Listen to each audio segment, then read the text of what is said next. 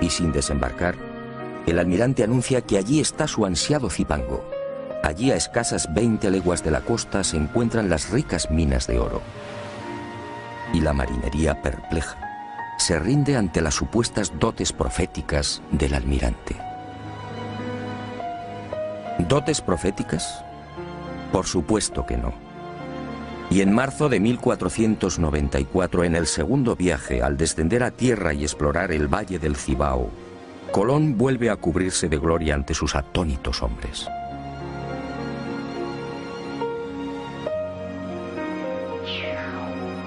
Después de fundar Isabela, marcha decidido hacia el sur, y a 18 leguas exactas de la costa, tal y como había advertido, localiza las minas.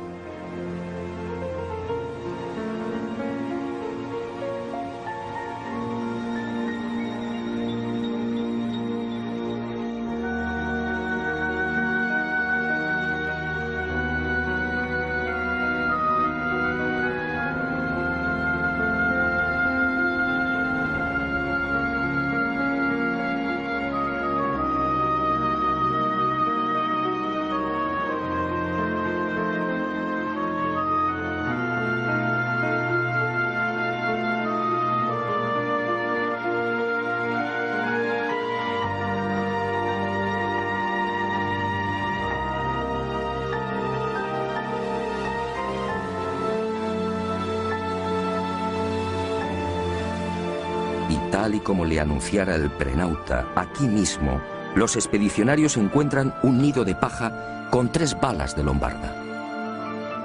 Otra de las señales clave. La viva y aplastante demostración del paso del piloto anónimo por la Española. Por supuesto, nadie se explica cómo han llegado las balas de piedra hasta el corazón del Cipango. Y Colón, satisfecho, guarda silencio.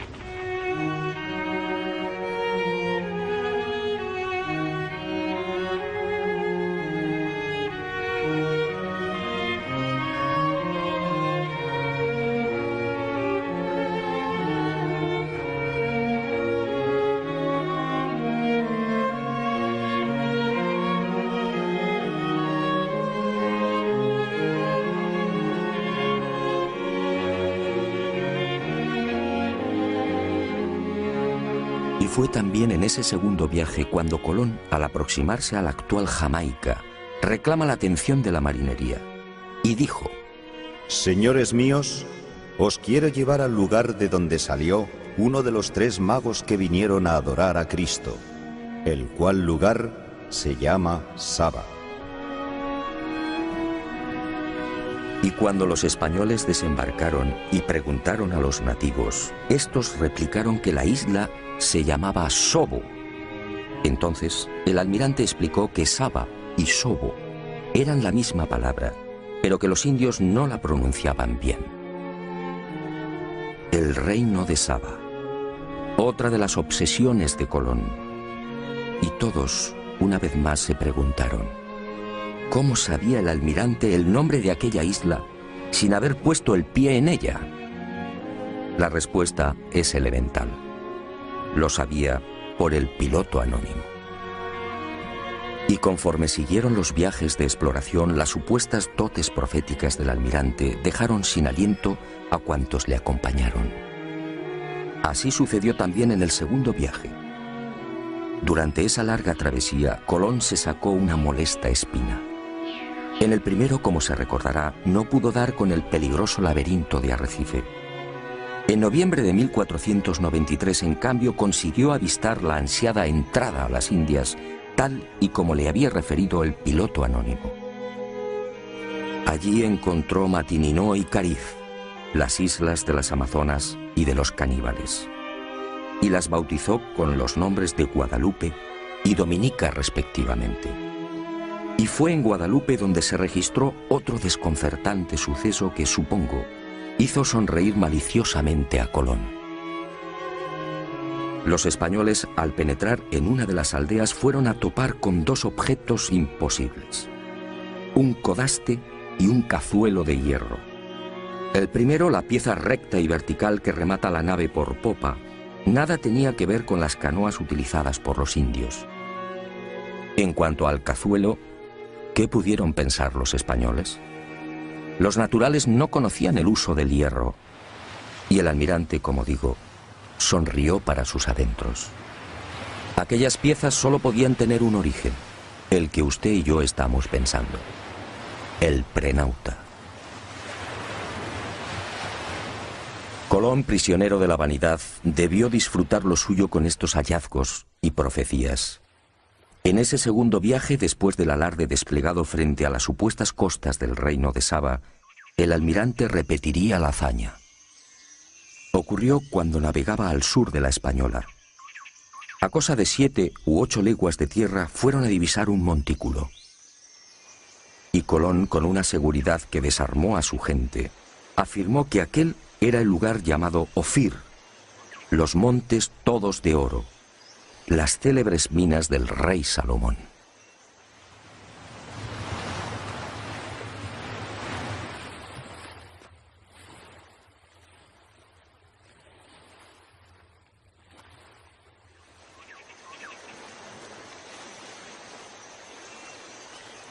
Después, las imaginarias minas del rey Salomón serían explotadas por los conquistadores, y el lugar fue bautizado como San Cristóbal.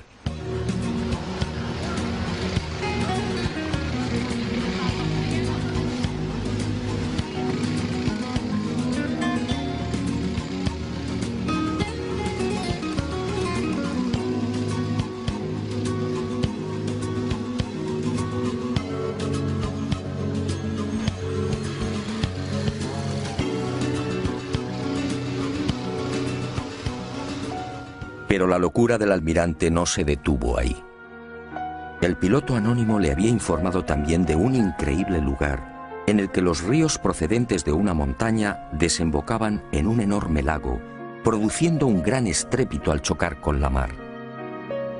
En el tercer viaje a las Indias, en 1498, Colón busca ese territorio situado a cosa de 50 o 70 leguas al sur de Zipango, según el Prenauta. Y lo encuentra. Es el Golfo de Paria, al norte de la actual Venezuela. Descubre el lago, los ríos y queda maravillado al escuchar el fortísimo ruido provocado por la reunión de las aguas dulces y saladas. Y la imaginación, basada en las lecturas del Imago Mundi, le lleva a identificar aquel lugar con el paraíso terrenal. De hecho, lo bautiza con el nombre de los jardines, en recuerdo del jardín del Edén, y murió creyendo que había pisado la sagrada patria de Adán y Eva. Colón, en efecto, disponía de una información secreta y privilegiada, y la utilizó sin escrúpulos incluso para programar los viajes de vuelta a España.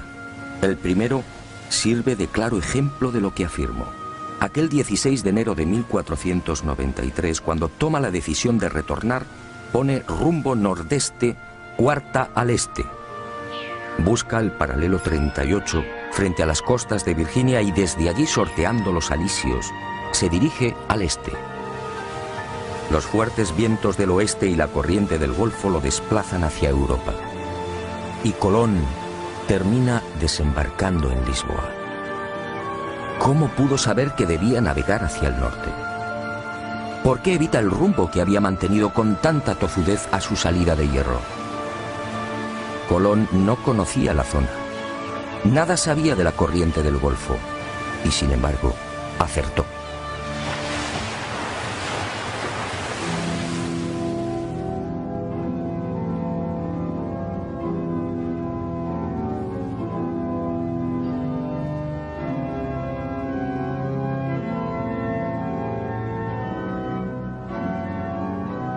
Pero Colón cometió un gran error. Hizo suyo un secreto que no le pertenecía. Ignoró al piloto anónimo y se quedó con toda la gloria. Y el destino implacable pasó factura. En la primavera de 1499 el virrey almirante es encadenado y devuelto a la corte de Castilla. Y sus privilegios desaparecen. Poco después, el 20 de mayo de 1506, muere en Valladolid y muere olvidado y en la ruina.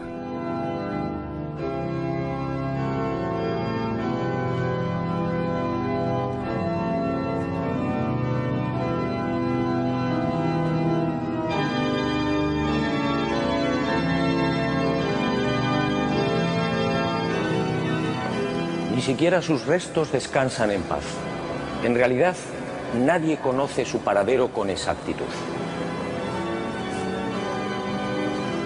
Para muchos americanos, Colón descansa en este lugar, en la capital de la República Dominicana, su querida Española. Como reza el viejo adagio, no hay plazo que no se cumpla, ni deuda que no se pague.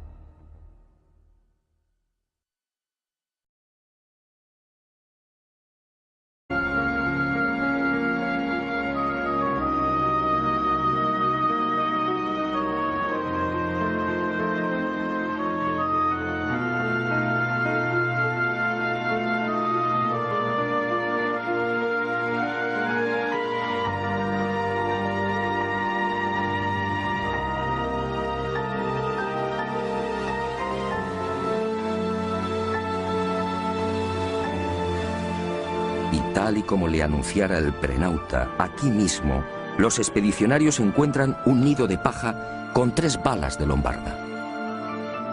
Otra de las señales clave. La viva y aplastante demostración del paso del piloto anónimo por la Española. Por supuesto, y sin desembarcar, el almirante anuncia que allí está su ansiado Zipango. Allí, a escasas 20 leguas de la costa, se encuentran las ricas minas de oro.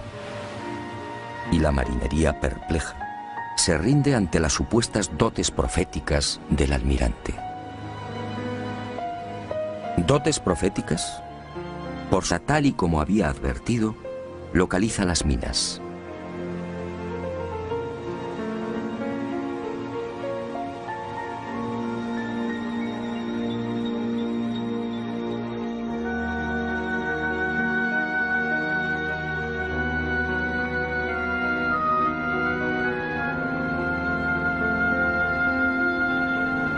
Supuesto que no. Y en marzo de 1494, en el segundo viaje, al descender a tierra y explorar el valle del Cibao, Colón vuelve a cubrirse de gloria ante sus atónitos hombres.